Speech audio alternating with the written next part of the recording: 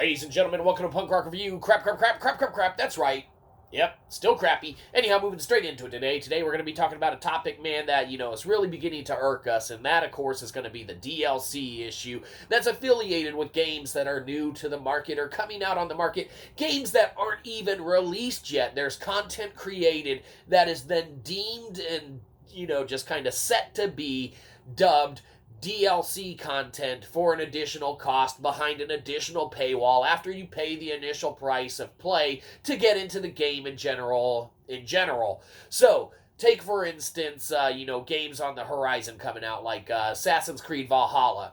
Very, very, very close to releasing, new on the horizon and everything like that. Well, and these aren't the only, development team, there at Ubisoft, whoever the hell's putting that one out, to do this. But, man, the game's not even out yet, and you have an entire roadmap for all of the downloadable content and shit, half of which is probably already created now, or at least very close to being, created now.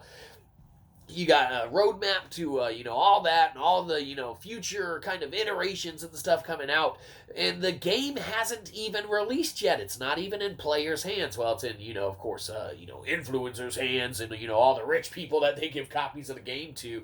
But, man, they have everything set up to already immediately throw some more dollars at it,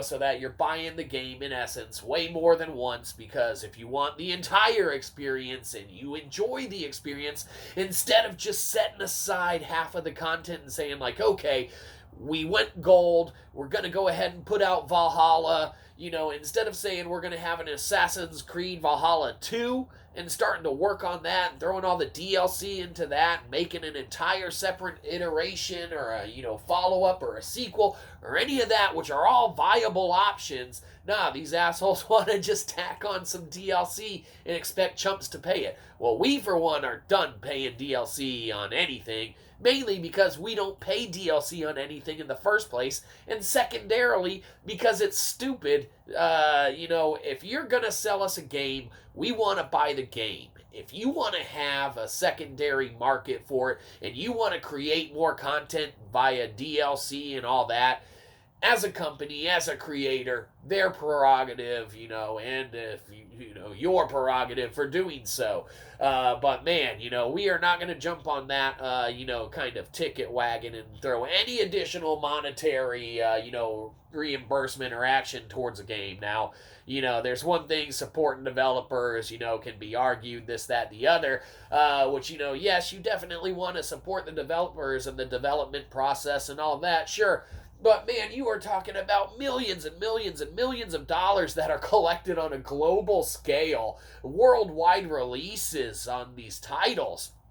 And, this follow-up additional content that's already created just being kind of pigeonholed to the side and being like, oh, yeah, look at all this stuff over here that you can buy, too. Isn't that appealing? Why don't you go ahead and get this upgraded standard deluxe golden covered flaky shit edition that has all this extra stuff? You play through the game, you beat the game. If that's what the developers want to have as their core experience, that's what we're going to experience, because we ain't buying extra shit. So, developers, with all your additional DLC, what can be said about you? Nothing can be said about you. Mainly because that's empty, and that is an issue. But, what isn't empty? This one. Which leads us to a sad face. Because it makes us very sad that you guys won't just release a game, let us play it, and then whatever additional options and items and quests and stories and all of that, make a part 2. And then we'll buy that one if we like the game. Have a good one. You probably didn't. We'll catch you next time. Probably won't.